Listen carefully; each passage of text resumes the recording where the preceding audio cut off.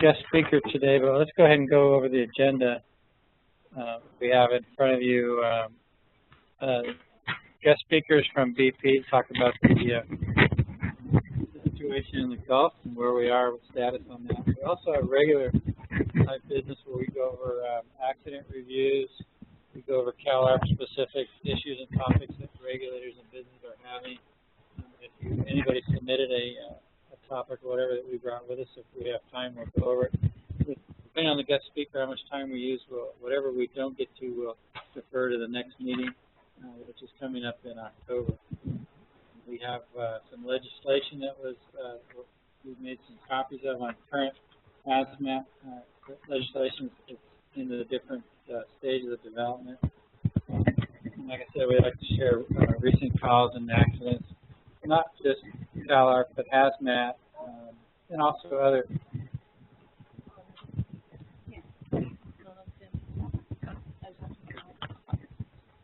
Okay. Anyway, hopefully the people webcasting and watching this can see it. There isn't a time delay that I know. I think it's live. You're live, Robert. Okay. Okay. Well, we have a pretty good crowd today, so the roundtable is at the end, but we want to get to our guest speaker as well. So feel free to feel like you can save a topic if you have to for next time if we don't get to it. And also we have Ron here from Cal EMA, formerly OES, talk about the HVAC grant. Later on the agenda. I think anything else you want to add? Okay, Joe, is this a PowerPoint? No. Anyway, Kent Daigle's here from BP. He's the safety manager there, and some good information for us, more of an update, FYI type information. Sure. Okay. Okay. Sound okay? On? Yeah, it is. Okay. Cool. Thank you for the invitation to come and talk to you. So just background for me, I'm in oil and gas in about 21 years, and half of that, or at least in California, in Northern California, and the last 5 or 6 years down here in Southern California, a few years in Houston. My background's a mechanical engineer, and worked my way through the projects and day-to-day support to operations and maintenance, and then eventually I went to process safety in corporate, and then from process safety went to health, safety, and environment, security, and then my latest job at BP has been safety manager for the Carson refinery. And I recognize a few faces. Has anybody been to the Carson refinery? It seems like, yeah, I figure a few folks. Everybody's welcome to come. If you want to come see the refinery firsthand, you give me a call. You're welcome to come see what we do and our facilities. And at Carson, I manage the medical safety, occupational safety, and emergency response. So always welcome to hear and share what we do. And because I think, particularly in emergency response, I think we're pretty proud of the facilities we have and the emergency response plan we have. So, always welcome if you have an interest in seeing the refinery up front. So I'll tell you, I started last night to put together some slides and talk about what's going on in the Gulf, and then I quickly realized it could be 50, 60 slides, and you may not even answer the questions you're interested in. So we're just going to discuss and talk a little bit about what experience I have and knowledge I have, and share with you some, if there's some references you can get to straight from the websites, both BP website, the Joint Unified Command website, EPA has a website on it. So we can refer to some of that information if you'd like to, and tell you what I know. And then I was really just going to open up for the discussion, and you ask whatever questions you want. I'll tell you, I'm not a well engineer, so I know enough to be dangerous, but I'm not an expert by any means. So if I don't know, I'll tell you I don't know. But open to any questions you have. Do my best to field them. So as you know, I think we're on day 107, 108 since April 20th. I got, in the middle of July, I got to go down to the coast and see the facilities and the emergency response at HOMA, which was kind of the Louisiana Central Emergency Operations Center. Some of the branch sites at the coast in Louisiana, in Grand Isle, where they're doing much of the cleanup and recon, and then also the Mobile site of EOC, which actually houses the Mississippi, Alabama, and Florida response organizations. And then I got to go on a helicopter overflight to the source and see what was all the skimming operations, all the cleanups, and all the drilling and the relief wells. And so the one interesting thing about that is that was July 17th, which was actually the last day we had uncontrolled oil going. And I was the overflights go out 2 a day, so we go out in the morning, direct the skimmers, and see what's going on, and then you go back out in the afternoon and see if it's working. And that morning we went out, and the well was still active, and the flare was going. In the afternoon, that was the day that we actually put the cap on that actually worked, and so the relief well stopped, or the not completely stopped, but it was contained. So coincidentally, I had called my grandmother that night, and I told her I was on the flight and all that. And first thing she asked me was, "Did you stop that leak?" I said, "Yeah, I did." And so she probably told everybody at the local Walmart that I stopped the leak, and they said, if they had called me 87 days earlier, I probably could have saved a lot of trouble. But so there's at least a few people in Louisiana that think Ken Daigle was the one who actually stopped it. If you see him, don't burst their bubble. But it was actually a unique opportunity, because when I came there in emergency response, people were really tired. I mean, folks have been working. 3,000 folks in Homa alone have been working, 30 days straight in time in some cases, and hadn't had a lot of success. We had a lot of failures, things we tried that just didn't work, and a lot of criticism, a lot of it.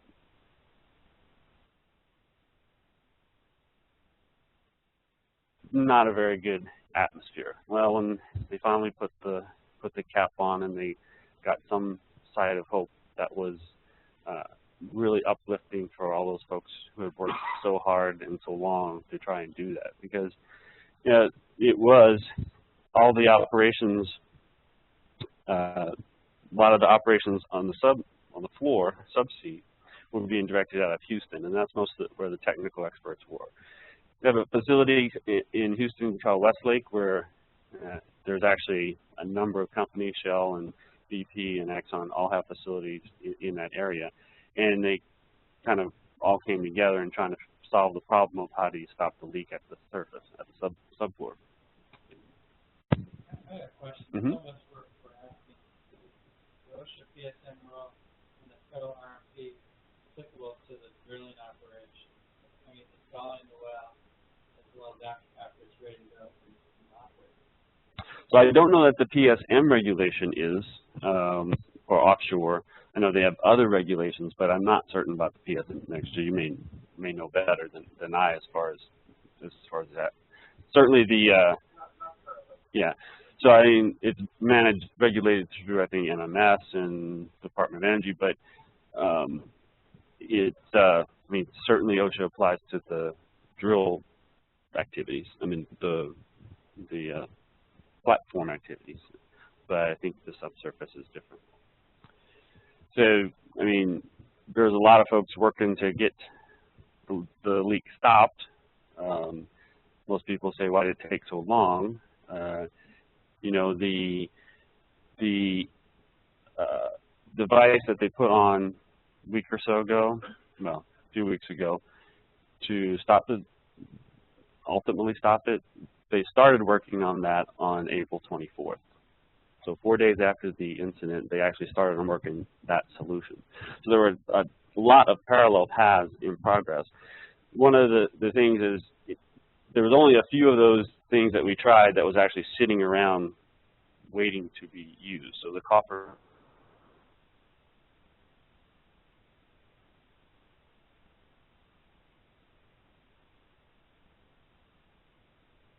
was a bit of a chance that it wouldn't work, and obviously it didn't. But most of the other things that were tried actually required a lot of engineering, a lot of testing, and were rather unconventional for that. So I know for what actually worked, the cap that worked, it was, like I said, started engineering and design and conception on April 24th. It went through a series of construction, and then even after that, a series of tests on land to see what you'd have to do. Because remember, everything's been done with remote operated vehicles at 5,000 feet. So they actually did a lot of testing on what they would actually have to do to maneuver it, how they'd have to position it, how they'd have to operate it. And apparently, from what I've heard from that, they learned a lot about what they shouldn't do when it gets down there, and that helped them a lot. So it is a slow process in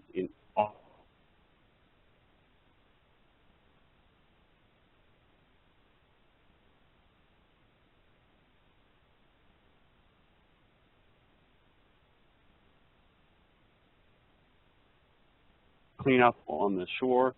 So, like for example, in Grand Isle, there were 2,000 people assigned to that branch for cleanup, beach cleanup. Any one given time, I don't think I saw more than 200 people. So, well, why? You got all these folks. Where are they, and what are they doing? They said, well, if there's oil, we'll send out as many people as we can. If there's no oil, how many people does it take to pick up a tar ball? And a lot of times that was the reason that we had all those people in waiting wasn't a lot of oil. And I have to admit, at least the day I was there really wasn't a lot of cleanup activity going on at that particular location. But at the same time, based on wind patterns, we'd get oil in, it'd go back out. So there'd be intermittent cleanup where there'd be a lot of oil to clean up, and then there'd be other times where there just wasn't much to see. So I know we got criticized a little bit about, you have all those folks, but where are they and what are they doing? They were available, but sometimes they just weren't needed. In addition, big problem from the safety side on heat stress. So we had a number of heat stress cases. We had folks in Tyvek, if they were cleaning up oil, and a lot of folks weren't used to doing work in those conditions in the summer in Louisiana. And we had at one point a 20-minute on, 40-minute off work rest cycle. So, and when the heat index got over 105, you didn't work at all. So oftentimes you go out to a beach and people would say, well, nobody's doing anything. So yeah, it's 110 index, and we're just not going to let folks do that. Or, yeah, we may for short periods, but the majority of the hour, they're actually not working. So it was a challenge from a safety side, is to just get a lot of productivity out of folks because of the conditions. On the safety side, we had a lot of vehicle incidents, ATV accidents, rollovers, things like that. People running on sand dunes, and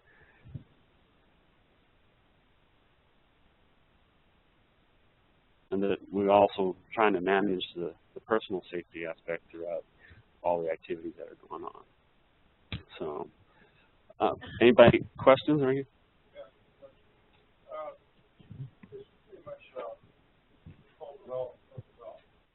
Almost. Environmental side of me, so that's great. But the business side of things, if you had control of the well, why not turn it into production? You've got two wells going in on the other side, relief wells. What will make certain that those won't turn out the same case? Are those going to be for production? So my understanding is the relief wells were not intended or designed for production wells. So the casing and all that is not the same. as what you would for a traditional production well. So we wouldn't use those particular wells. There's some, recently, even within the last week, I think there's been some speculation as to whether that would ever go back and tap that reservoir again. Personally, I think that's more of a political business decision than anything, as opposed to could you. I'm sure you.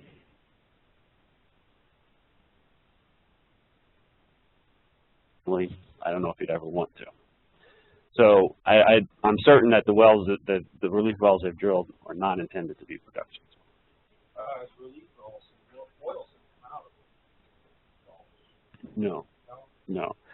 So when the well's under control and it's filled with mud, the pressure in the mud and the hydrostatic pressure is what keeps the oil back in the reservoir. Now it's also been plugged from the original well, but once you drill in and intersect the two wells, the relief well and the well, the mud will control the well to the point where you cap it, cement it in, and plug it off. So you'll never have should never have another release from that well or the reliefs.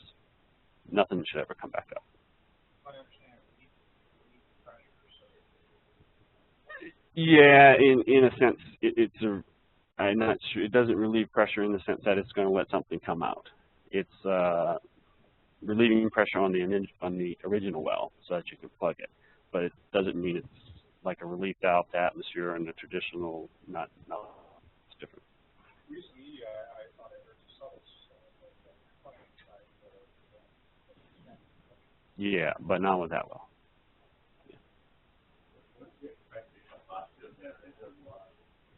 I never heard. I don't know. No clue. Yeah, it's. And I'm not even sure because it was an exploration well. I'm not even sure they know. They never really got to the point of being a production well. Yes. Yeah.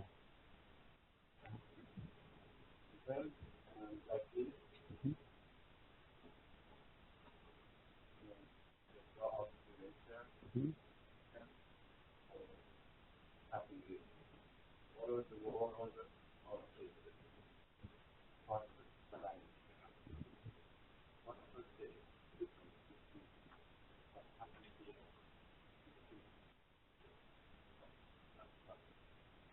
Yeah, so that's a $64 million question, is why didn't the blow-up preventer work, right?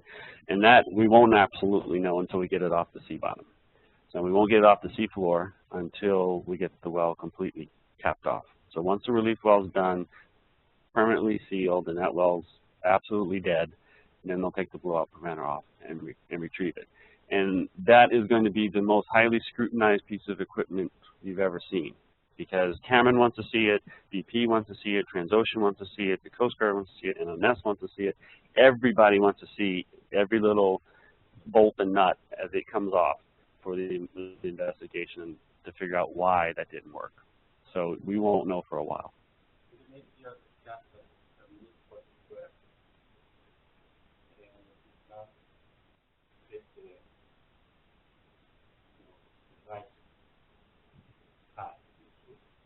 I don't know. I don't know. I didn't hear what you're referring to, so I'm not sure. Mm-hmm.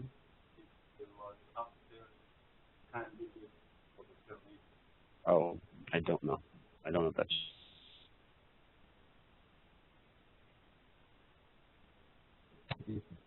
Any other questions? Mm-hmm. I had a question on the blow-off preventer. Some of us know a little bit about the kind of devices, but this particular preventer has a certain type of blow-off preventer. Is it? Can you give us more details about valves? What does it physically do to stop them? Yeah, so I'll give you my non-expert version of how it works. Essentially, it's a hydraulic system, and when it's activated, there are actually the rams actually send a metal shear gate, essentially, that are normally on either side of the casing. It actually forces them through the casing, and kind of like almost a slip blind, or but it's a physical piece of metal that's supposed to pierce the casing and block the flow off within the blowout preventer. And I think that's generally how all the designs work. I guess some of them have, and I think most of them have actually redundant. There's two places where they might cut the pipe. I don't know all the deep, subtleties of different designs, but generally that's how they're supposed to work. Now there's plenty of things that could make it not work. The hydraulics don't work. Something in the blowout preventer or in the casing that it can't pierce that or crush it. I know the one thing I did, not from BP sources, but this was actually from public sources, was that they thought maybe as part of the explosion, the casing actually separated, and there were actually parallel casings inside the blowout preventer because they got juxtaposition. And in which case, as an example, if you tried to activate a blowout preventer in that case, you probably didn't have enough strength to go through two casings. So, if that turned out to be true, that would explain why it didn't work. So, but there's a lot of other.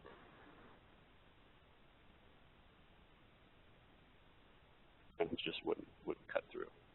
The actual activate started thing is fire, an explosion at the rig, and so nothing was wrong with the well. There was fire, explosion on the oil rig. Started, and I guess what happened is it started to break. Yeah, so I wouldn't say, this is my own personal, I wouldn't say nothing was wrong with the well, because from a well perspective,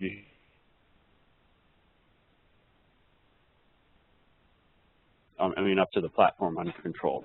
So if what the accounts are that they did have a release up the well through the casing, release at the platform, that's not a normal situation. So it's the loss of control of the well, what I would say was the initiating problem that was ignited, and you saw the result at the platform. Then beyond that, it's not clear as to what the condition of the riser, which is what connects the platform to the subsea floor, whether that damaged before or after the rig actually sank. Because what made it much more difficult as well, when the rig sank, it took the riser with it, and then it bent over right at the blowout preventer. If that had been, if it had even been 50 feet above the blowout preventer, you might have been able to stop and crimp off the riser, or you may have been able to do something much more simple. But because of where it fell, it was really difficult to dislocate the riser.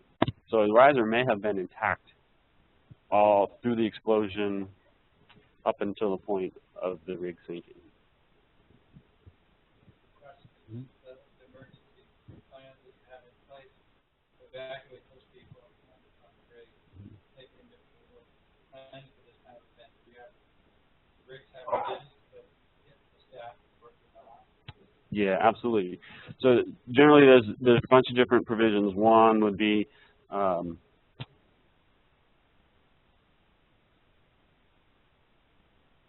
an evacuation point, so to speak, until either helicopters or boats could rescue them.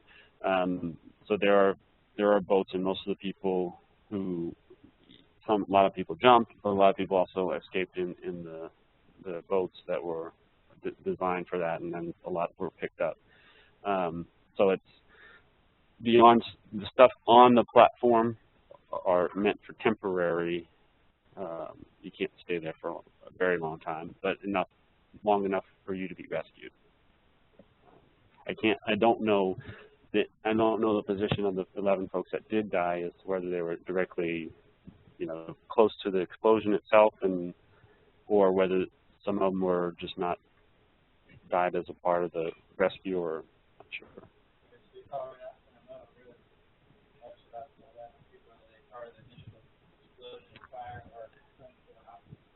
Yeah, unless from survivors that could tell you, I knew so-and-so had been in that room where the explosion initiated. I don't, yeah, that's about all you're going to find out. Good question. Are you done with your incident investigation or not? No, so the investigation will not be done completed by anybody until they get the blowout preventer up and run. So they're not going to make any conclusions until they see what that is. Oh, I'm sure it will be. There's so many, and there's at least 3 or 4 investigations going on independent of the BP one. So everybody's going to have their own investigations, and to an extent, it's probably their own conclusions as well. They won't be the same as. So we'll learn a lot more, and I think up to the point of, at least what I know of BP's investigation, up to the point of we understand what happened with the blowout preventer and it didn't work, I think the majority of the investigation is complete. A lot of the fact finding is done, and they've started to try and put pieces together, especially in terms of what happened to the well, because we have a lot of that data. It's why didn't the blowout preventer work and some of the other, I think that's going to take another few months after they get it.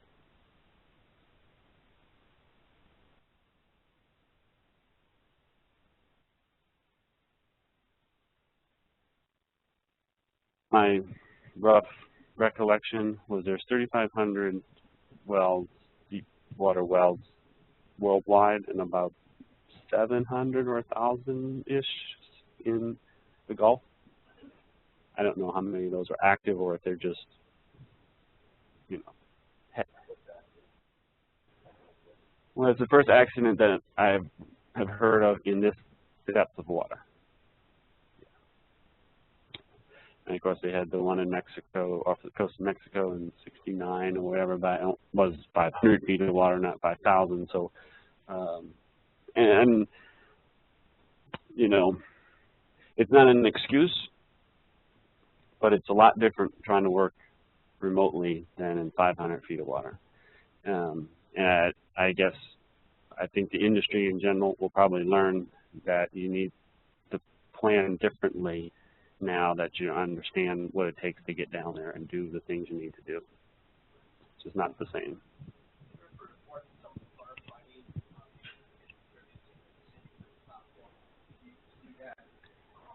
Yeah, so that went around our fire chiefs, and that rig was going to sink no matter what. You couldn't have put enough water on it long enough to keep, I mean, you'd think of it, 107, 108 days, you'd had to be spewing water on that to keep it afloat at this rate before we got it sealed off. There was no firefighting, I don't think, that was going to ultimately keep it afloat. Now, were there mistakes? I mean, did you fill up the ballast tanks and shouldn't have? Maybe. I don't know. But I just think I certainly wouldn't blame the firefighting efforts for having sank it. I just can't imagine that thing was going to last 107 days. Does the industry still respond the same as they did for other incidents over the years for skimming? I mean, we see technology change, more efficient, recycling the oil and all that. Yeah, so I guess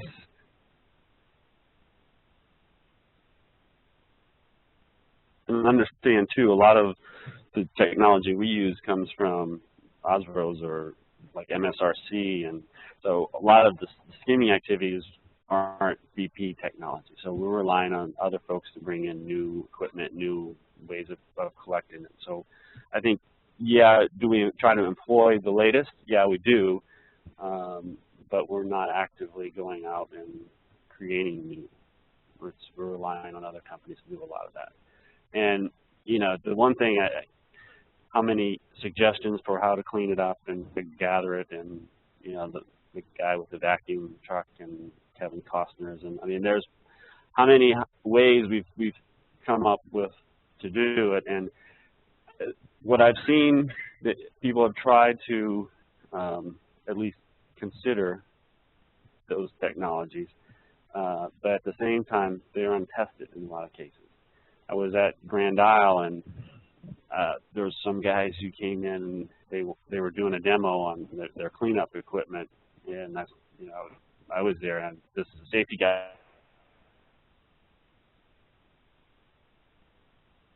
Tell me about it. Well, we just about 3 days ago we came up with this idea and we threw it together, and you know, here we are. We're trying to make some money. Like, well, that's understandable, but you know, I had 3 days of testing and prototype, and there was a lot of safety things wrong with it. And I said, you guys go figure it out and come back. That's fine, but you're not using that. So there, a lot of the ideas may develop into really good things, but I think more often than not, we stuck with what was tried and true to make sure it worked.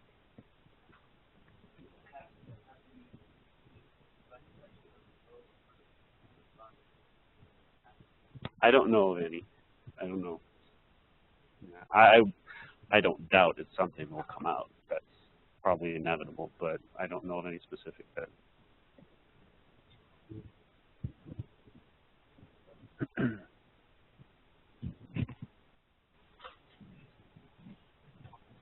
BP activities on cleaning the site, mostly concentrated on the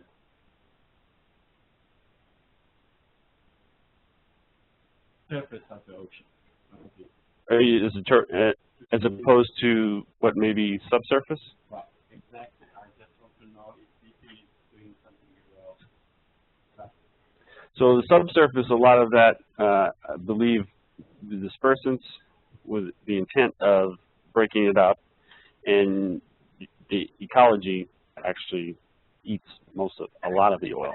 So the cleanup underwater at 100 feet, there really isn't a lot of technology that will separate what may be floating below the surface and get it to the surface to clean up. So a lot of that you actually rely on nature to take care of until it comes to the surface, and then you can clean it up. But the impact, the main impact of the pollution is that the other surface is the obsession to have it cleaner. And the main impact of causing pollution, causing the natural environment to be from the passive pollution. And there's a huge, you know, next to that. Do you have any progress with that? Anyway, I think other than indicating the nature of the data, how it's caused, phenomena when you have to. Yeah, and I'm not aware of any specific technology that will take oil from below the surface and get it. There may be, but I don't know of one. Yeah, I don't know.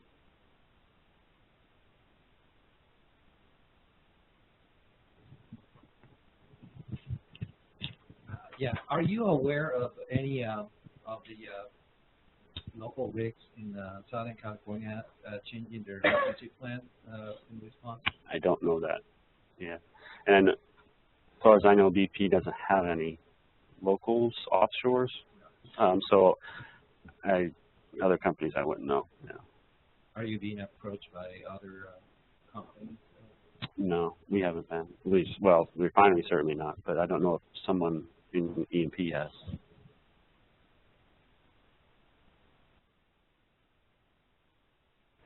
I would think the incident is going to make everybody stop and think, which is a good thing. You know, that, or is everybody's plan up to date? Is it applicable? Have we considered all the things we should have considered? And the industry would be really remiss if you didn't learn from it. So if people aren't looking at their plans, shame on them, I think. They should be.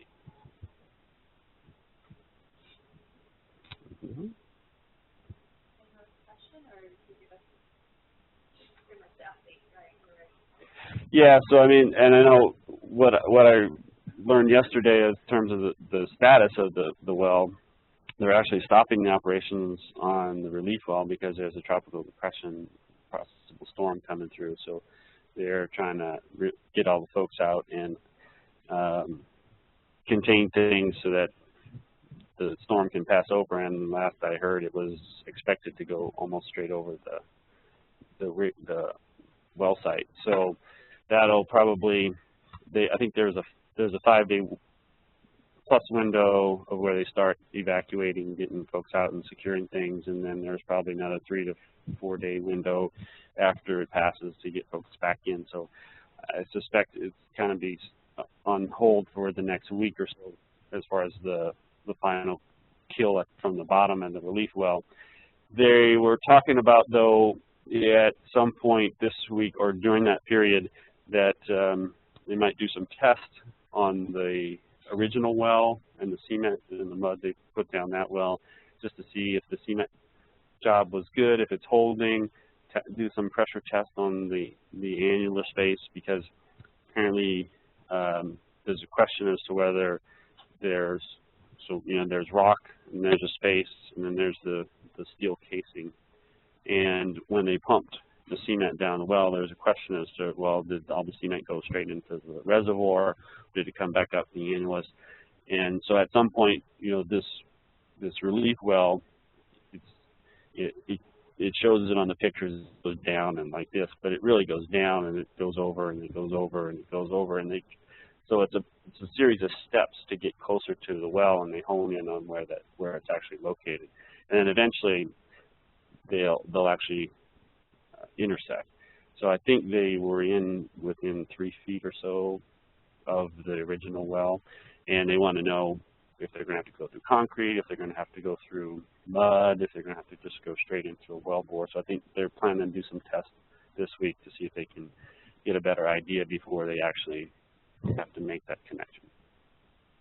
And I think that's the latest. Cleanup's still going on wherever they get oil coming ashore. They're still skimming out at the well site. A lot of the skimmer activities. You'll see there's a ton of different boats they've been using, J-boats and in-situ burns and all that, and I think a lot of that activity is still going on. It's just a little bit more concentrated. When I was there, so you go from shore to maybe 10 miles out, you didn't see any visible oil. There was no sheen. There was nothing you could see from the air. Once you got to the well, you probably went 10 miles in any direction, and it was either sheen, oil, dispersed oil, every place you look. Last I heard, it was that circle had shrunk and it's getting a little more patchy. So they're still working out there to clean that up with the skimmers and things.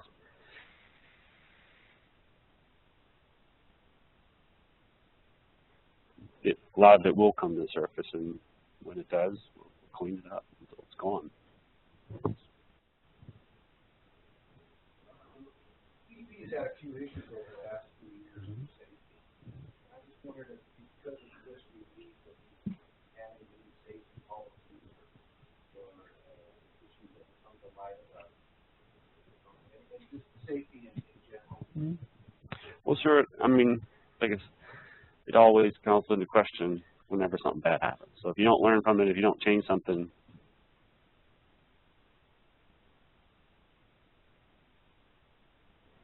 in terms of their safety policies and their practices for drilling wells, I just don't know.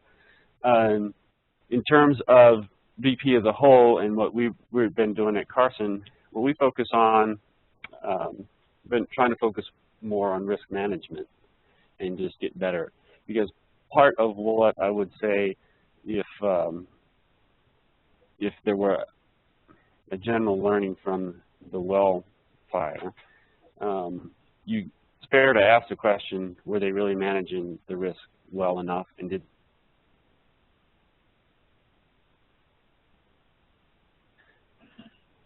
you certainly, in that particular case, it didn't seem like it was managed well enough.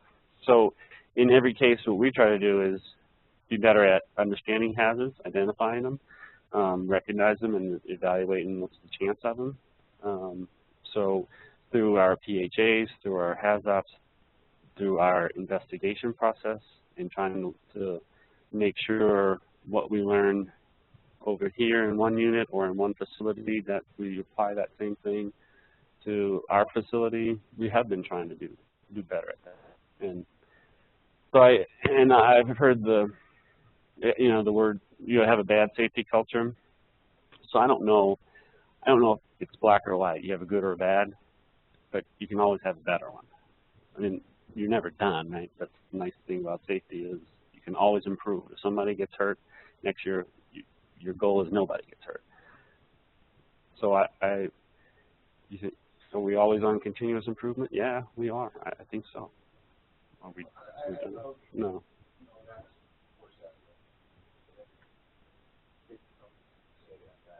No. And I'm just curious, was the PHA done on the wrong platform? So they do, PHA is different, but they do hazard reviews, yeah. It's not PHA per se, but yeah.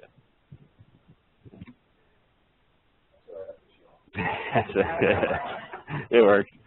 So yeah, I mean, but who wouldn't want to do that, right? I mean, you have something bad happen, you certainly don't want it to happen again. So I think that's the whole reason to do the PHA is to look at what could happen and stop it from happening. Sure. Because we don't want to have to do the PHA afterwards. Oh, that's the investigation, right? That's the backwards PHA, which yeah, we would prefer not to. And some of the things, we have started even at the refinery in the last few years was layers of protection analysis on a lot of those, where 10 years ago we hadn't done those, and that's bringing out new things where we should have more instrumentation. Maybe our assumption about the response time wasn't what it should have been, and we correct those. So yeah, I mean, we're always learning. We're always trying to do new things, and to make sure those things don't happen.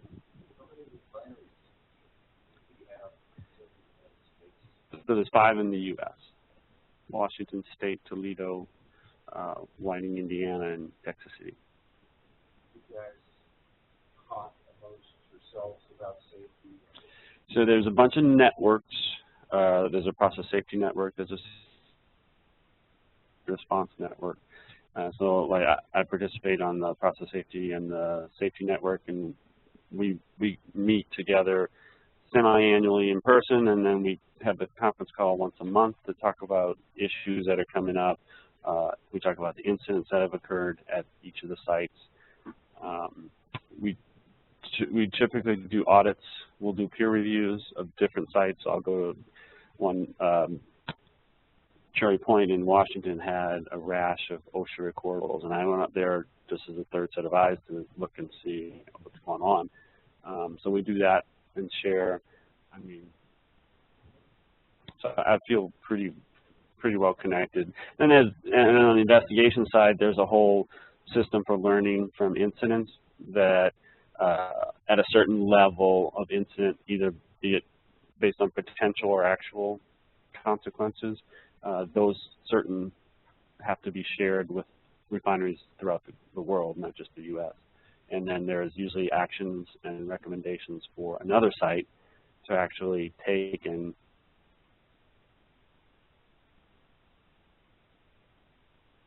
the action for Carson might be go look at this failure mechanism and mode and see if you're susceptible to that or if you have controls to make sure that doesn't happen to you. So things like that. Who does your PHAs?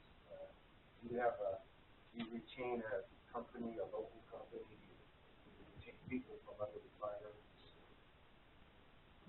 So the PHAs are led by BP Carson employees to facilitate.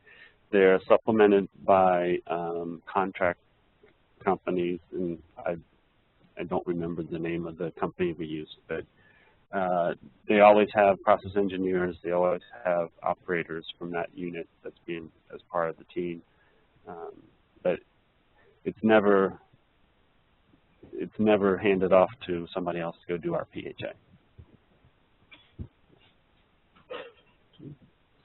Good. Okay, one more thing.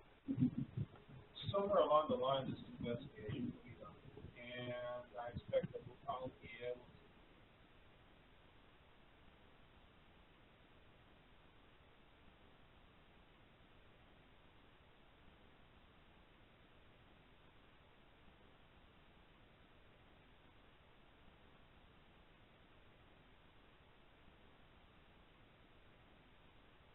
the City incident and had the Baker panel report, a lot of the actions or corrective recommendations and things came out of that.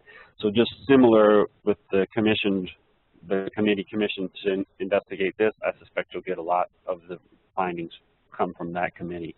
Whether it comes from BP as public, I don't know, but I would almost guarantee the governmental investigation will share all that. What's that? Yeah, safety board. Oh, yeah, so all those agencies, I'm sure, will share it. I was listening to the news that we were getting ready to seal the well, and then the government said we wanted to wait 24 hours. Is that true? And what was that all about? Yeah, that is true. So here's my perception from when I was in Homa, in Mobile. So I think there's a perception that BP is doing it all, and that we run the show and we make all the decisions. And I think we're certainly a party to the decisions. But this is unified command. So if Ted Allen says you don't do it, you don't do it. And there's a lot of things that we've asked to do or would prefer to do, and they said no, which is fine. That's how the system works. So I think, and then in the background, there's the engineering team from BP and all the other companies collaborating on the solutions, and we make engineering recommendations, and this is how we want to tackle a problem. There's also a parallel group of governmental engineers and scientists looking at the same problem and looking at what we said we wanted to do and evaluating it. So I think in the case of the well delay, it was we had done our due diligence and said this is what we want to do, and I think the governmental engineers and scientists said we want more time to review it. So I believe that's what caused that particular delay, and that's just how the process works. That's the government's role and their choice. Getting back to the refinery perspective, like the city actually put a few people hospitalized that day. And whatever lessons learned and whatever you shared with them, can you say that actually never happened?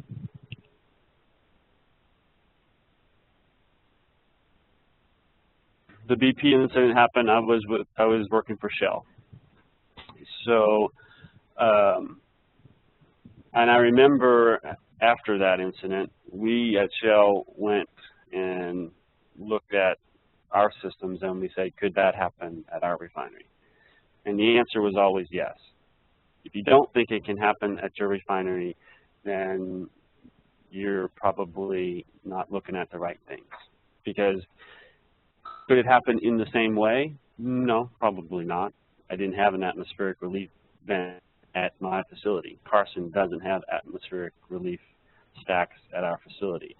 So would there be a release in that same absolute identical scenario would never happen at Carson? No.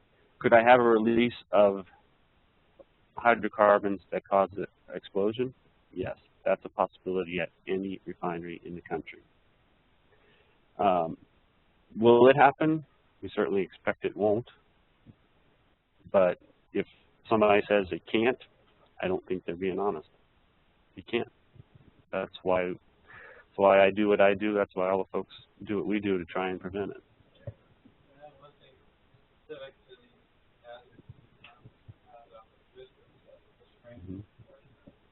each refinery may have a separate acceptable level of risk. For them, these safeguards are good, safeguards are reliable.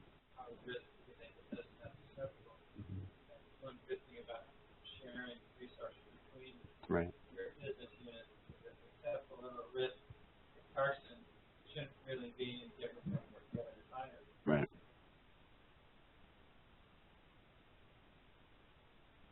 Or ASOC. Mm-hmm. And they say, well, we're doing it this way.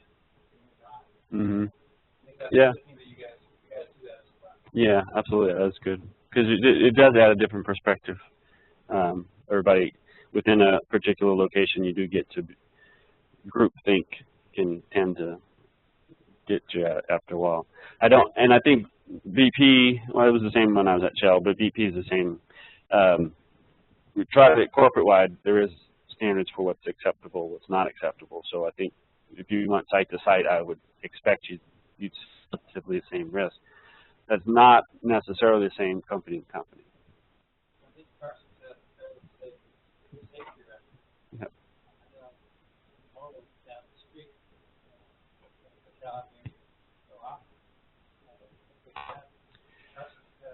So The last fatality at Carson was in 1998, and that was two welders were welding on a tank, and there was some vapors who came out of the vent and ignited and blew them off the tank. That was the last time. But at the same time, you know, I have 111 first aids this year. I have 3 recordables this year, so we're not done. We're certainly not perfect. So good, but there's always a chance to be better.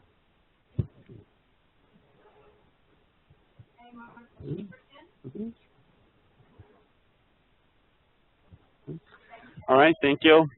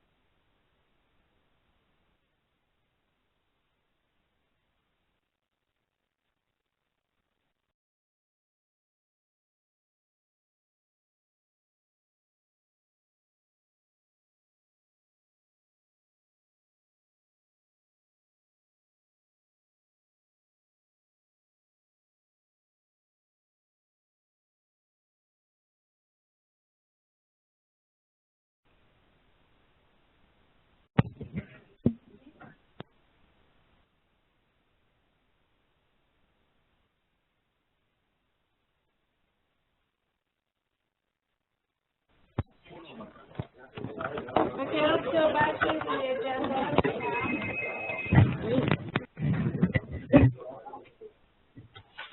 So we're in section 3. So we have accident reviews, hazmat, fire, rescue responses. So anybody wants to share any accidents happen at their facility or in their jurisdiction or facility? Looks like you have something going on, Richard. You don't allow anything, Richard, huh? And again, on this subject, if you want to prepare, you know, a PowerPoint and do a, you know, a more formal incident review on an accident you guys had or know about, we can do that at a future time. But the idea here is just some kind of a roundtable on recent hazmat accidents that took place. I know I've got one from another fire department that I'm going to show internally, and then I'll show it here. It was a year or so ago. Anybody have anything? Torrance Refinery's been running good. No problem. You know, BP's running real good.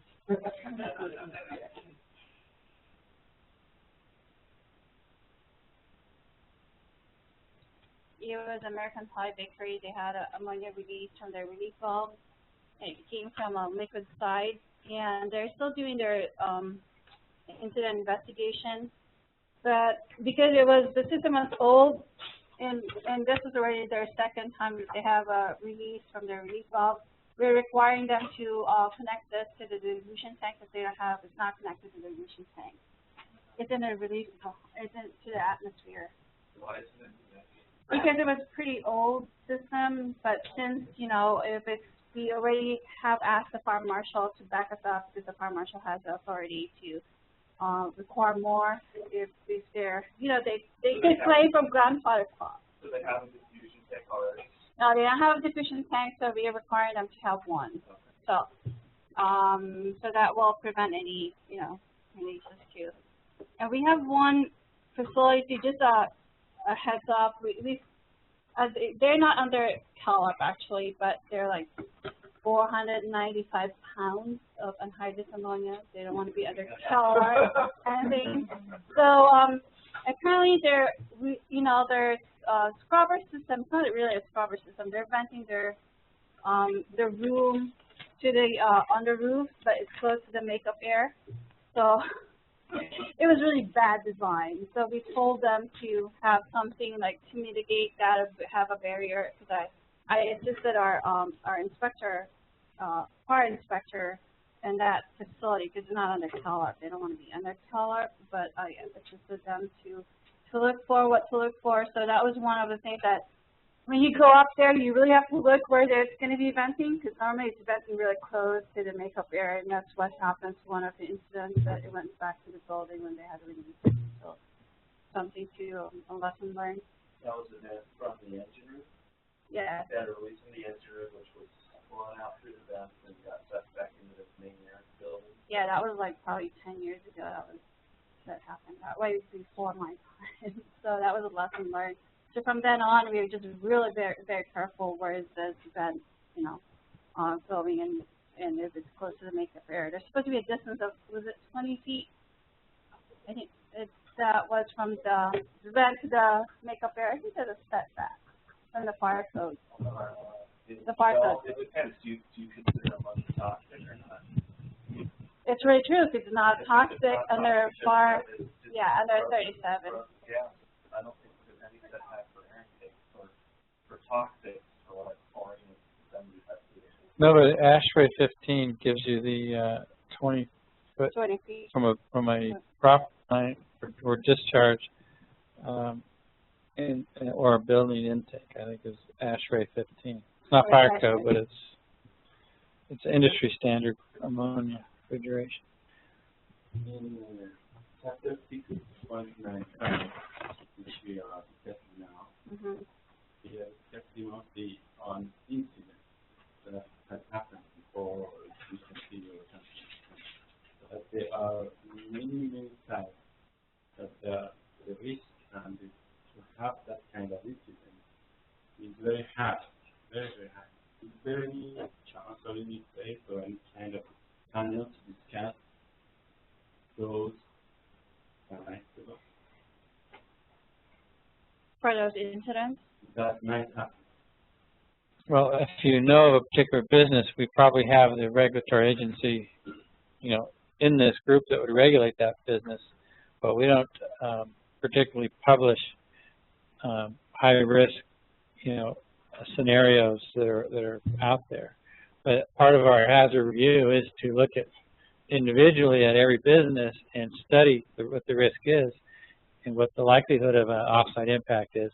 But we don't put those together in a regional way and say these are the highest risk facilities and rank them or number them. We don't publish that kind of a document. If you know of a business, we have the regulator probably here that sat in on that particular one. And through community right to know laws under 695, you are allowed to get certain information on a specific business if you have the name and address. Yes. Like, for example, if you are very enough now, they sold the site for $1 to the school, and the kids have that problem and know the audit. There are many in right now in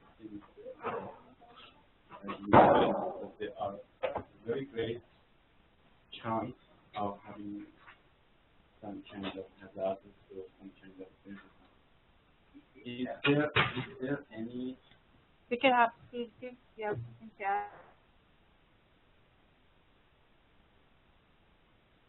As the company that has the largest volumes of off-site releases, the chemical store handles, waste generated, and so I think your zip code under the EPA's TRI report, no idea what the previous companies are in that.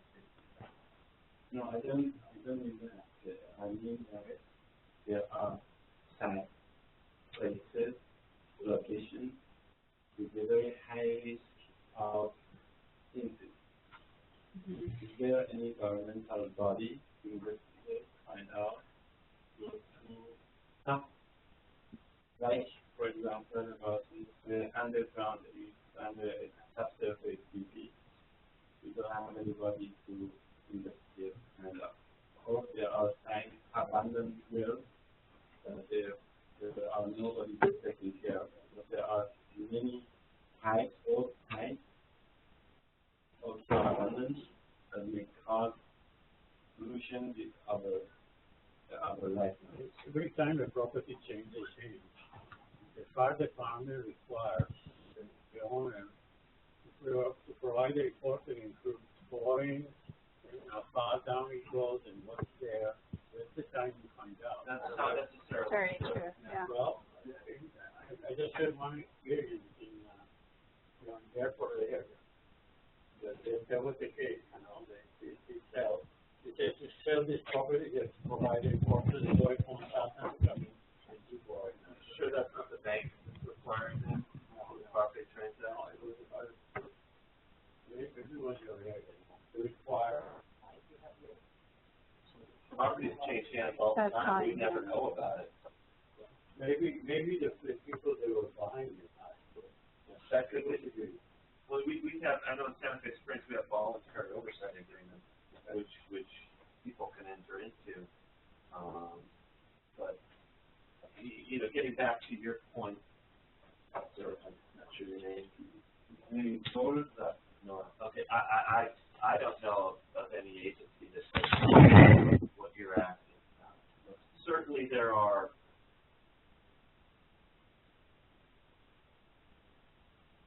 Would be regulated by, DPS, State Department of Population Control, or if there's contamination, it could be overseen by the regional water board. But just to assess the specific facility, that's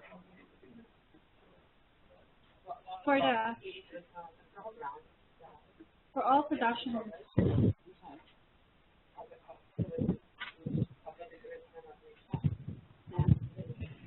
For the oil production sites, the wells being the oversight agency is the other, because we in the pipeline, and also the DOT for the pipeline too, right? So it's a different agency. They have jurisdiction over. For the facility that you're referring to, we also plan or so here are the administrative different sites, but we don't collect those and put that and publish it somewhere else on the website. My own recommendation or insight is that there should be a way to deal with this very important saving life issue. What's the use of discussing when the incident happens? It's good that you do something before the incident. I think that's the intent of the California Accidental Release Prevention Program. That's the intent of the law. It's prevention. That's why we review, cost analysis, so that we have that in place and what they need and what are the safeguards needed to prevent any catastrophic events. Yeah, so on a federal level, the U.S. EPA has the RMP, Risk Management Program. On a California level, we have the CalARP program, and we have a table of chemicals and threshold quantities that make us look at those businesses and look at the risk. So if you're not on, if you don't have a chemical that's on that list, we're not going to be looking at that risk. Like underground tanks and the BP oil spill, that's not really what we're asked to do. The offshore drilling doesn't really store a threshold quantity of a regulated substance, so the federal RMP probably doesn't apply. Other standards have to apply there. So there isn't going to be an RMP for that oil well. That has to be some other agency that's looking at it. Thank you. Any accidents happening in your section? John, Actually, we did. We had a SO2 release. Put water on it. So I thought a little problem last week. I was on vacation. But brother Scott kind of oversee that. Just because the reaction is fairly small.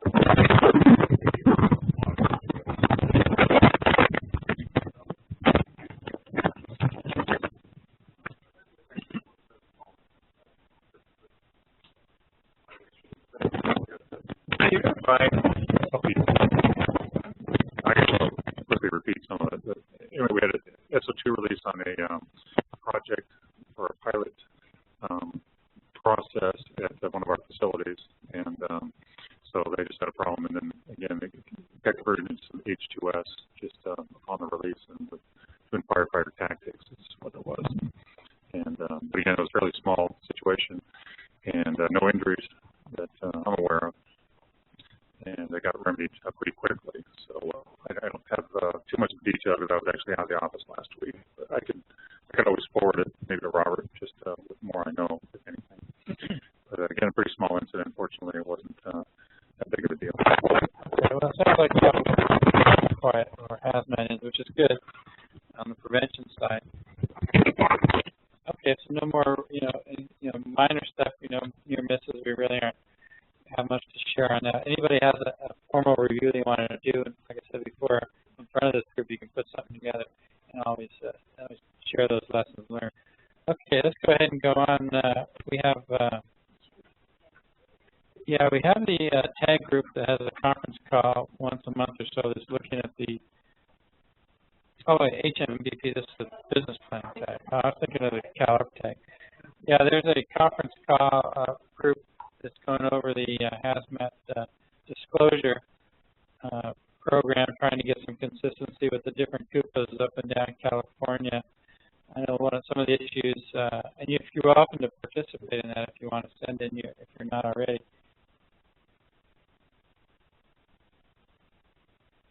Now, some of the disclosure requirements and trying to get, we're trying to get like a standard form, almost a prototype, so a person could use it for battery acid. Some of the standard chemicals you see in a lot of businesses, dry cleaners. There should be a really easy form just for a dry cleaner that's already pre-populated with the right information. So we're going over that kind of stuff.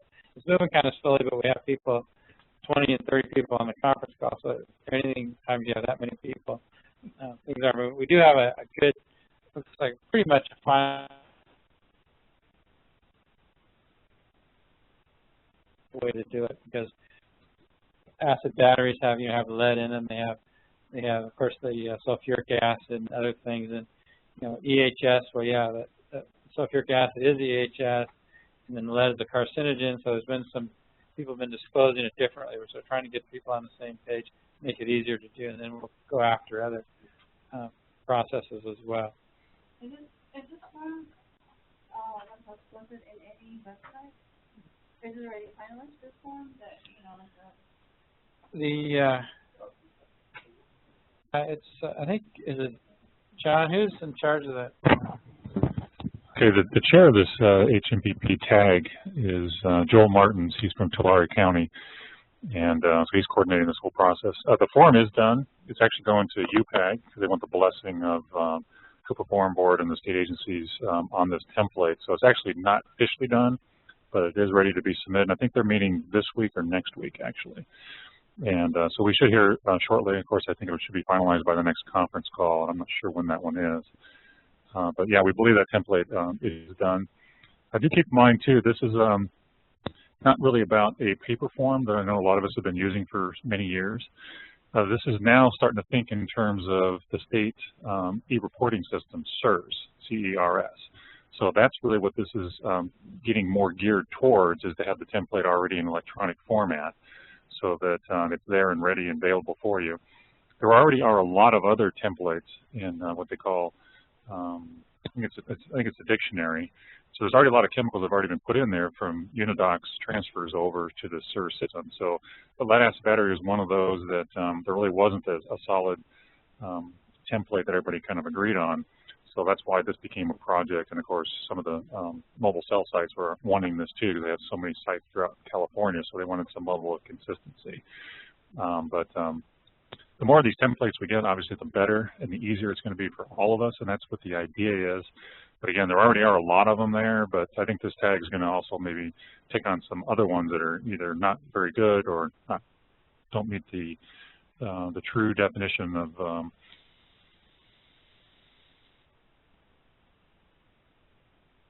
you know, and again, the more of these templates we get, then the easier it's going to be for all of us. In thinking in terms of CERS, not so much about today that we're doing so much on hard copies. So. Okay, moving along then, we have an update from Ron on the hazmat grant process. I mean, a lot of us have kind of heard already, so maybe kind of give us status where we are. Yeah, well, first thing to do, thank you for inviting me. We know the status right now in the state of California.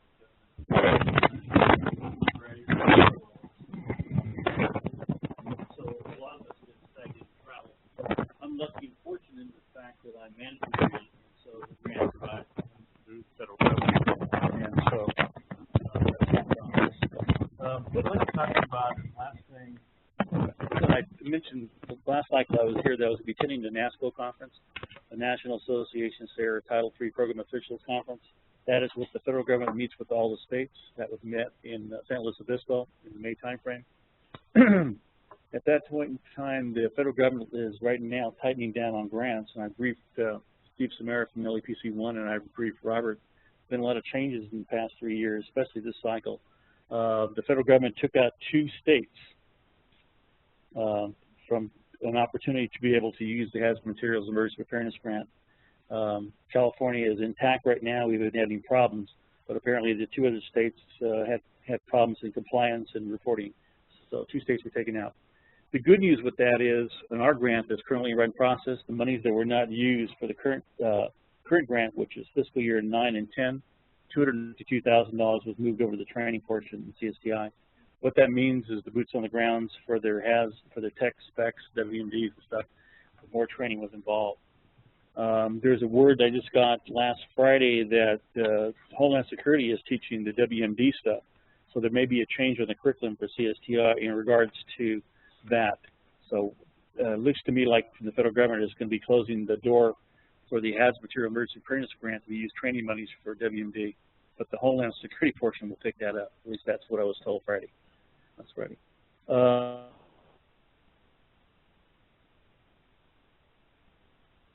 Sending out emails to their folks, let them know about the classes that were going on. I want to tell you about currently right now with the Hazardous Materials Preparedness Grant. LEPC1 takes the bulk of the money for the grant process. About 3 or 4 weeks ago, guys were sitting. Steve, you were sitting at $147,800. We had to take out one of the fire departments for near LEPC, and I briefed you on that. The reason we took them out is because they're failing to comply with the grant guide, specifically to submit their quarterly reports and performance reports.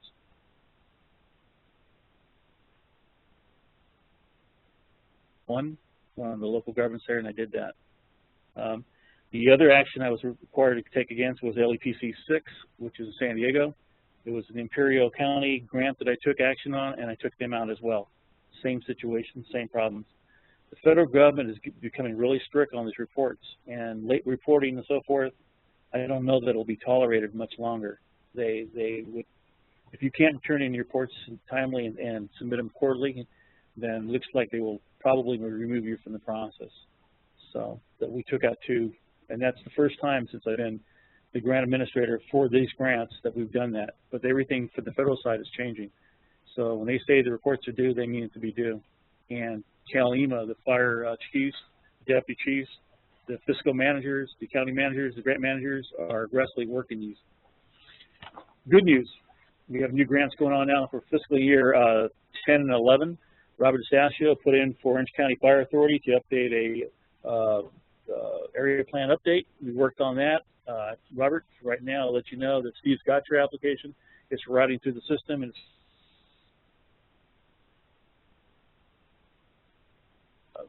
Los Alamitos, so that's the process is working. Right now, Downey Fire Department right now is entertaining and looking at a commodity flow study. I had an opportunity to go down to Downey yesterday. We had a couple of fires going for me to entertain me. It was a very unique special. So we're looking at that, and we're working on negotiating a commodity flow study if it's possible. There's going to be some possible change in management for Downey Fire Department, so we're looking at that as well. So we're looking to support LEPC 1 with as many grants as we can. I'm working hand with Steve to let him know exactly what's going on, step-by-step procedures. I did get a phone call this morning from Santa Barbara Fire Department. Chief Navarro down there is looking at doing a regional study, and he wants additional information from me, so I'm working with him on that as well. So there's a lot of different pockets of things that are going on right now. Tomorrow I'll be working with the folks in Santa Ana. Let me look at my notes. I've talked to a lot of people here. I'll be working with Captain Snyder, Santa Ana, and I'll be working with those folks for an area plan update and with their fire chief out there. So I'll be briefing them, providing trainings, finalizing the application process. Steve shared me the application today. There's things that are not quite right that won't be accepted through the grants management program that I'm reworking with them. That's the reason I'm down. So total days down here has been 3 days, so they're really, CalEMA is really enforcing the grant process and the continuity of it and making sure the areas mean what you say you're going to do.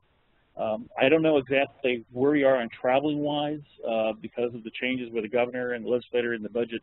So you may or may not see me the next cycle. I'm not really sure. We're going to the areas that need me the most for the training and so forth. So the last thing I want to talk to you about is the continuing challenge. That continuing challenge process is going on from the 7th to the 10th of September. Steve, as you know, there's going to be a joint LEPC meeting with the 6 chairs from LEPC 1 through LEPC 6. That'll be Thursday the 9th. The room will be room 119, and the time will be from 9 to 11. Teresa and Robert, you're invited to that. If you want more additional information, I know Steve's been keeping abreast of that with Brian Abil. Brian Abil from the Hazmat section. CalEMA is heading that up. So I'm not sure exactly all the details. I've been really involved with the grant process of the third quarter, working those reports and working on the budgets and working with bringing up the brand new grants. I've been on the road for the past 7 weeks quite a bit. So I don't know if I go back to work Friday or not. I guess I'll find out tomorrow. So when is the deadline to submit the application? Absolutely, good question. The deadline for submitting for the fiscal year 10 and 11 is the 15th of August, which is Sunday. There will be no second, that's a good question, Teresa. There'll be no second rounds. The last couple of years, we've had the 15th of August. The fire chief said get more applications, and we've opened it up. We found out that process does not work, and the applications that we receive after the deadline are behind the power curve and are unable to meet the quarterly reports on timely. That was some of the problems that I think occurred with one of the fire departments.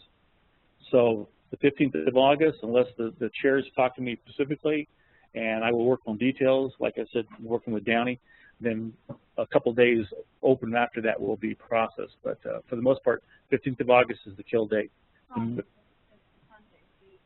It'd be the Monday. Yeah, the Monday.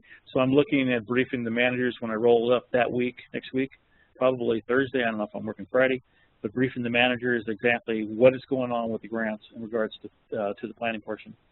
The monies that are not used in planning, area plans, regional plans, commodity flow studies, exercises, things of that nature, will roll over to the training portion. Training means CSTI and San Luis Obispo. I briefed Stephen Samara and Robert and some of the other chairs what was going on with that. The goal is to move the monies over as soon as possible so the boots on the ground and the fire folks and the first responders can get the trainings they need, whether they tech, inspect, and so forth like that. I think that's pretty much it for right now. I know that Brian Abil is working on legislative updates. I know that he probably has sent you folks some. I glanced at the email. I don't know all the contents of it. There's a lot of stuff on legislation. I don't think that this forum right now, as close as we are at the end, doesn't allow for that. I know that Brian is looking forward to, when the budget opens up, to come and brief you folks. I wish I could tell you more. We really don't know what's going on. Yeah, we have the update from Brian. We kind of want him to go over it and tell us what's, you know, kind of look at it from his point of view, because it's about 17 pages long. But absolutely, I didn't go through it, and we have our guest speaker at this time, so we're not going to go through it line by line. Like in fact, in the past when we haven't had guest speakers, we spend more time going through this and going through roundtable and going through other CalARP issues. I know I have a couple issues I wanted to bring up today, but maybe we'll do that next time. Okay. Has any legislative legislation that you are following?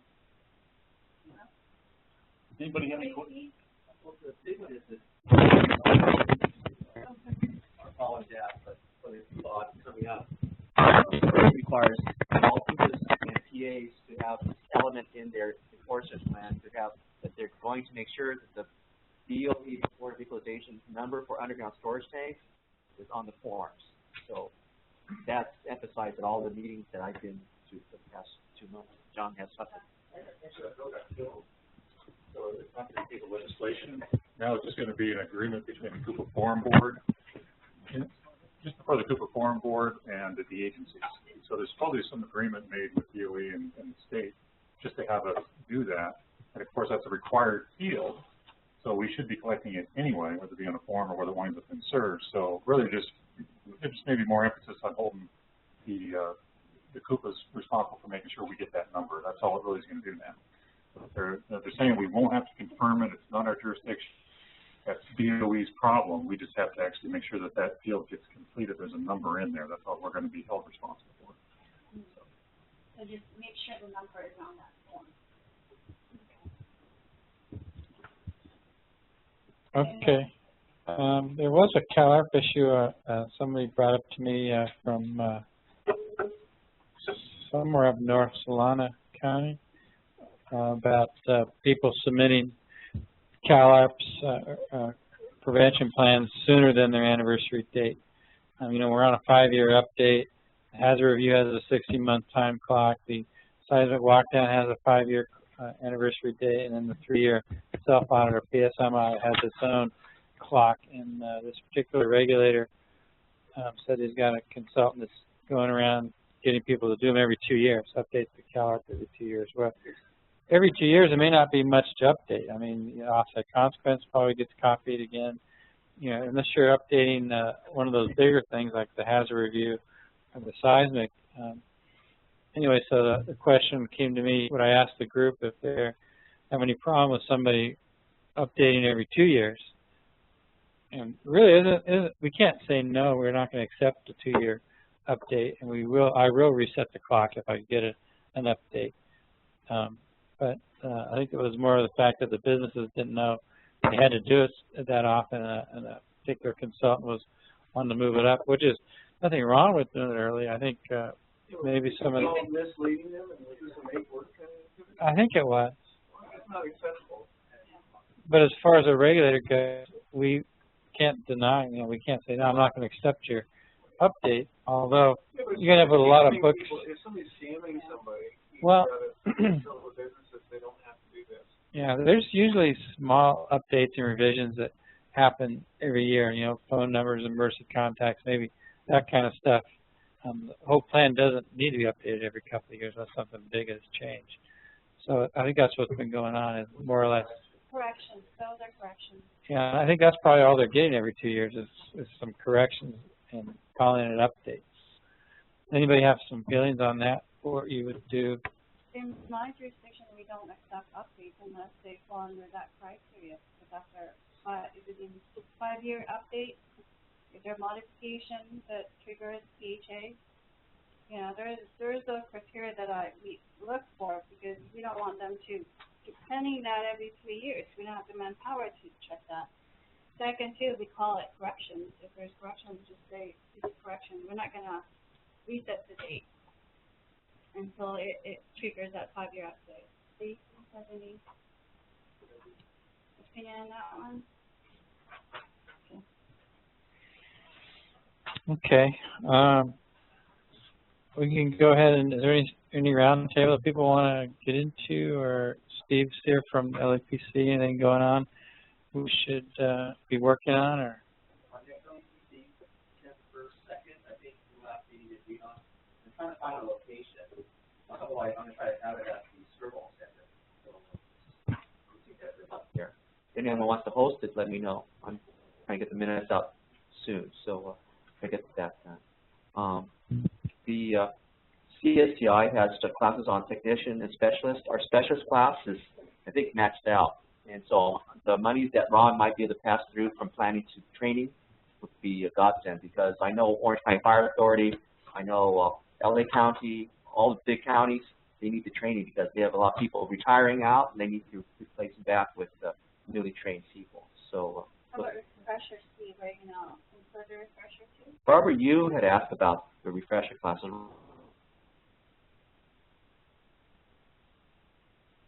With additional funding that CSI might find it dollars to develop that. If you have training as an organization that you want to see at the CSTI, let myself know or let your training officer know, and then we try to get that to CSTI by the end of the year, because in January, CSTI meets to discuss their curriculum for the following year. So if there's a need that you all see is required or necessary, then let's pass it up the chain. Yeah, we asked Barbara, you did our training coordinator to request for that refresher. Refresher is not part of the grant. Yeah, she made that, and then I think they know about it. Okay. It's just that it's not banded up there yet. Oh. How about you, Heather? Dan? We're going to do the round table now. Mike? Mike is our new CalArp inspector. I think he was here last meeting. But Kevin, why are you so quiet? How about Orange County? Everything's cool? Actually, compliments to all the Koopas in terms of the California program. We do a lot of work nationally, and we're still doing, I'm Steve Marr with Risk Management Professionals, by the way. We do a lot of work nationally, and we're doing a lot more. There's a lot more need for RMP and PSM in other parts of the country than California. The areas where there's not strong regulatory presence don't do nearly as well. And there's a lot of, we do workshops in Chicago. People haven't even heard of PSM and RMP.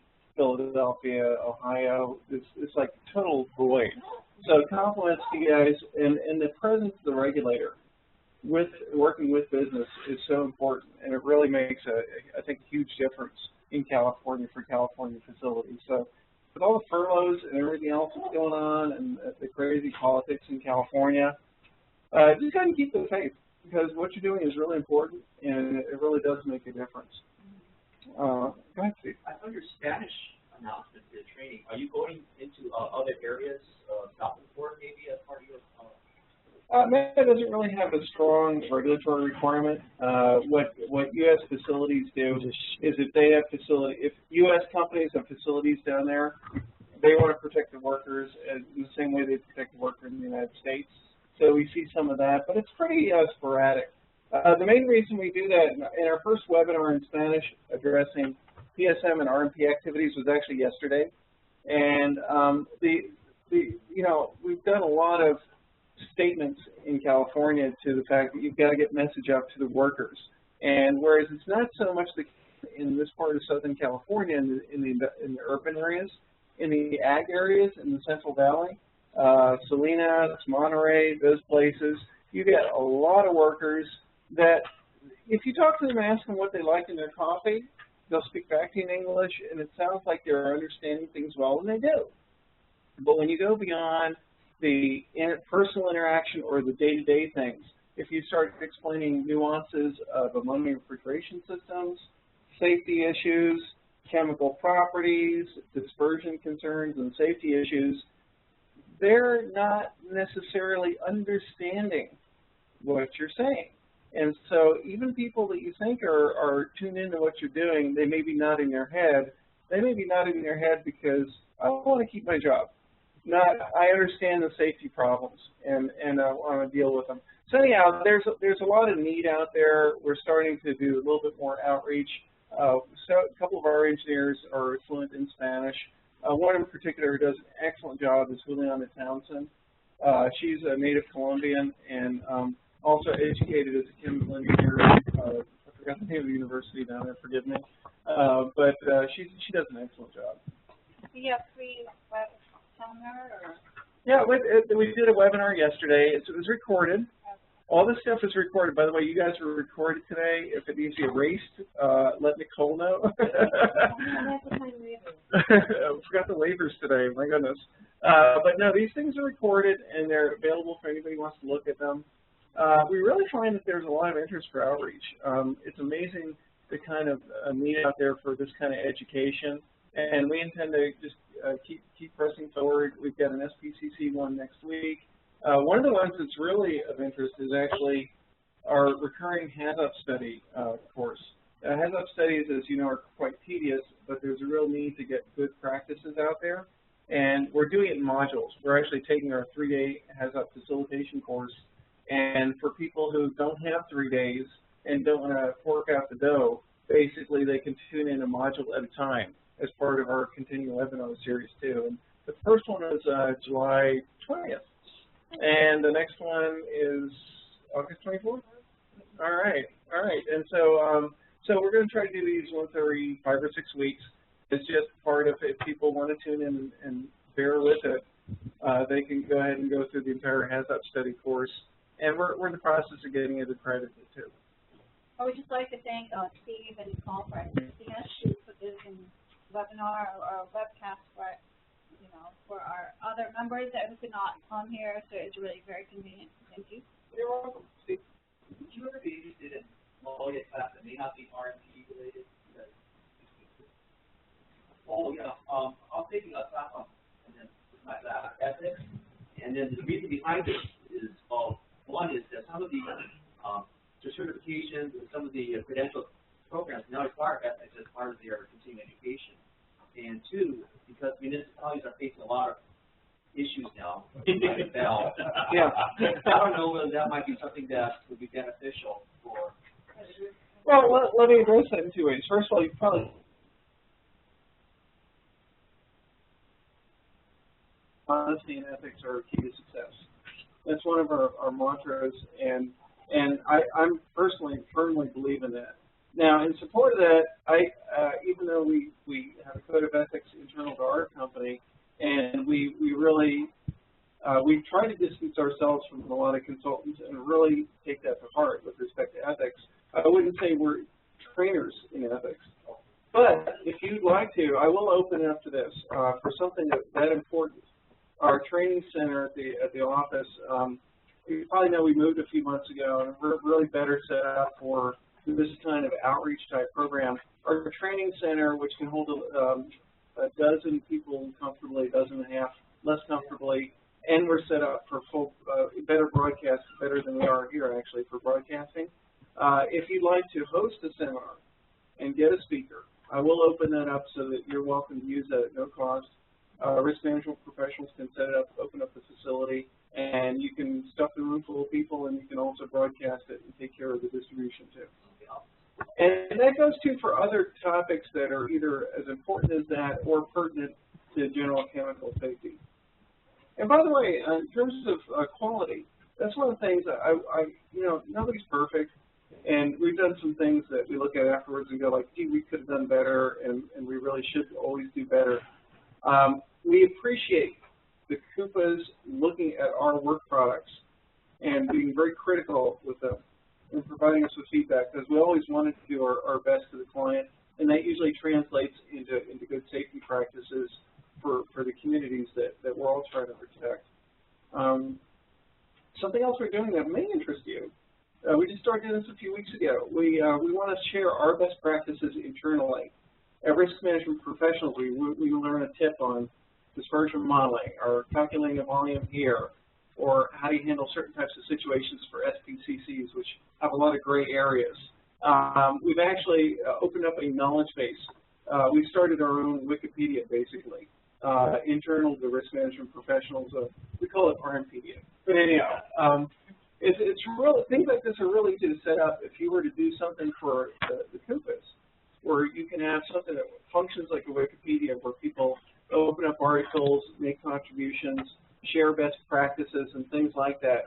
If anybody wants to champion that for the CUPAS, I think we're already geared up to actually support that from a web presence, and I'd be willing to work with somebody to get that set up for the CUPAS so you can always do your best in terms of best practices and tips and techniques for your own people too.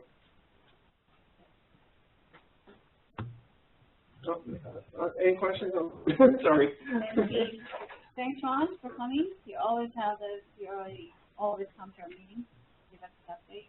Do you have anything to add? No. How about you, Nora? No, Nova. Right? Long Beach is pretty quiet too. Louis retired, right? Louis retired. Oh, Louis retired. Yeah, he did. And he's looking for a part-time job.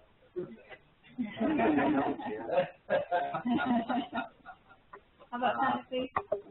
So yeah, you know, check on the website if you guys have people that need a job, because we will be opening. Well, keep it in mind, I don't know the time frame. Probably nothing will be set until the next budget cycle starting October. So by then we will have something in the works. You, Richard, Tennessee. Many of you know that Janet, our director, retired about 2 weeks ago. The plan right now, as far as we know, is the fire chief is going to take over the CUPA duties, and he's going to potentially, the plan is to promote somebody from within to a deputy director position, which is not a manager. It's just a run the day-to-day operations of the CUPA, and then anything supervisor would go to the fire chief. So that's going to be, in theory, coming out in the next couple of weeks, so we've been told. What's that? Good luck, Richard.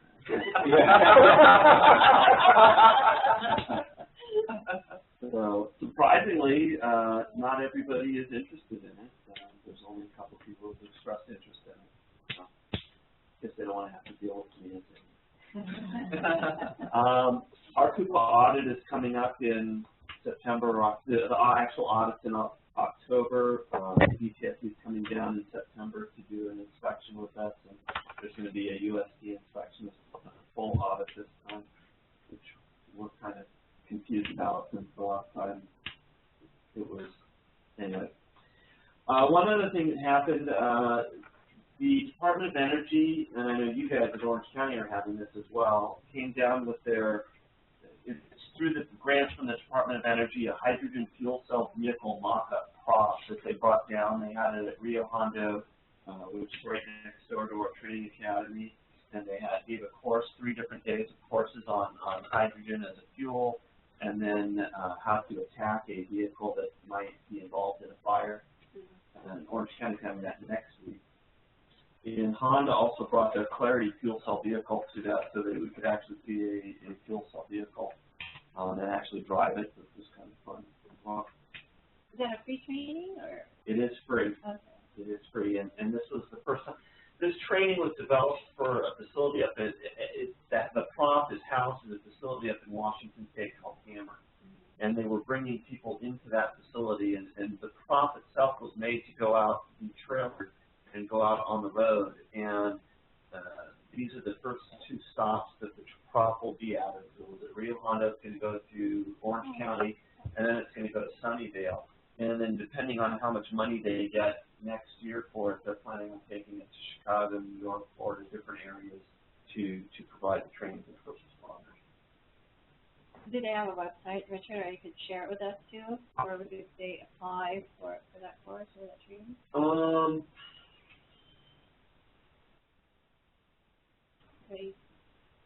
I don't know. I have an in, so okay. so I kind of finagled it to get it into Rio Hondo. Oh, okay. But if you're interested, you could go to the DOE's EERE Renewable Energy page, and you can find information about it. And probably through them or through the Hammer site. I know Hammer's got a web page as well. They'd be contacted that way. Okay. My contact, the guy who's kind of in charge of it, is actually through Pacific Northwest National Laboratory, PNNLA. PNNL, his name is Monty Elmore. And he's been kind of setting things up. So I think DOE contracts with PNNL to run this program. And the contact is Monty Elmore at PNNL. Thanks. AG is their supervisor. I think. But Jerry, Vernon is. What's Vernon? We did have 2 instances in the month of July. Both were from ammonia refrigeration facilities. One was they were just checking to see if a solenoid was working. It was apparently filled with oil and it wasn't supposed to. They said that they estimated about 4 to 6 gallons of ammonia was released. There was no sensors in the room, but the neighboring facility actually evacuated their building because of the odors. And so that would be a reportable incident. I guess my understanding is it's just because they evacuated the neighbor. The other facility, the facility was during the weekend, so nobody was there, but an oil line ruptured. They lost about 551 pounds of ammonia. No injuries, no property damage, no exposure of any product. I think the thing that these both facilities have in common were they were both built prior to 1940s, but that was a good thing, no injuries. Like right now for us, for LA County, they have an incident. He's really pressing it for the fission tank. If that is coming from the default. Because we're finding that really is a very critical safeguard if they have, especially if they went from the default. And also, in your line too, the incident that I just talked about, the lesson learned there is that their emergency action plan was inside the building. So our hazmat responder could not get into their emergency action plan. So we decided to have it accessible a little bit far away because they have like the driveway going into the building and the system's at the back. So now we are putting that in, somewhere that is accessible, it's easy to close to the gate, but it's still inside the fence. Knox box or a steel cabinet where they have a padlock where they have a bulk powder, so they just put that. And then we're requiring our facility to have a bird's eye view from the Google Earth. It's easier for our hazmat responders to look for those critical items, especially those emergency shutdowns. And we're really working closely with our hazmat responders because they're the key people that will go there first. And that was really a lesson learned. And now, from then, we realized that we can't have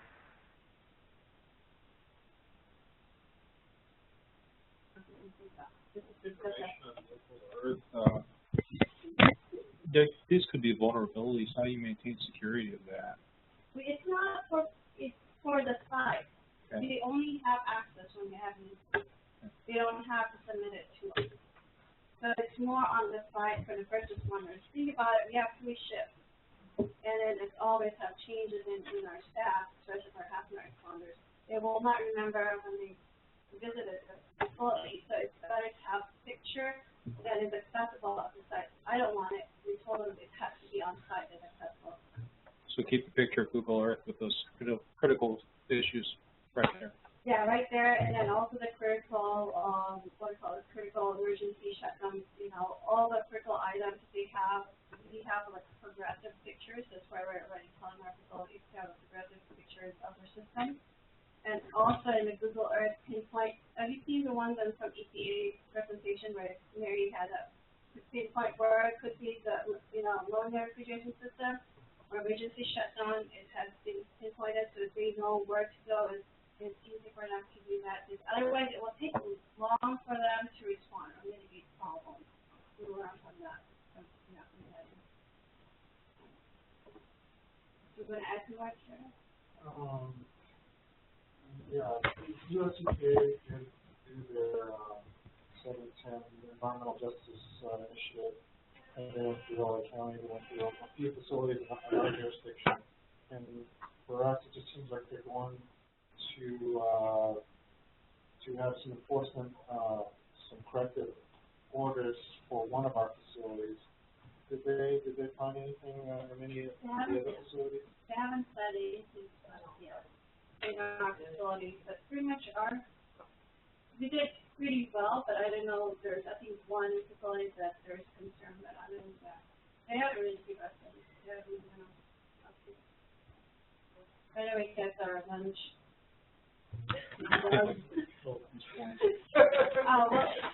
Thanks, Jerry. How about you, John, before we... Just real quick, we settled a case recently.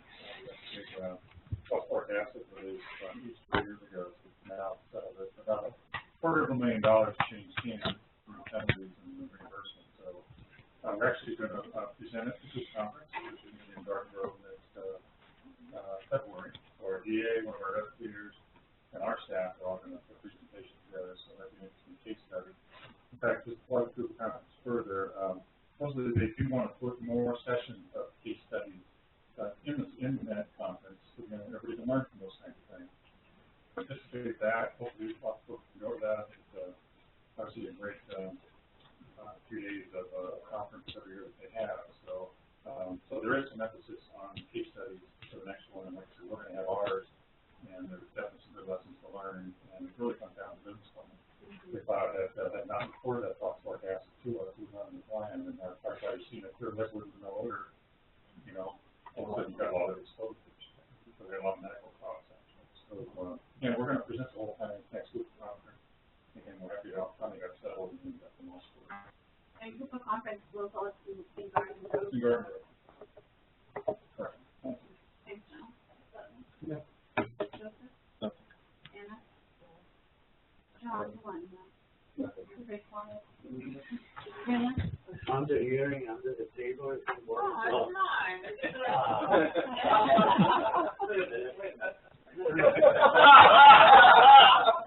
Thank you so much. Okay. Thank you. So whoever wants to say lunch,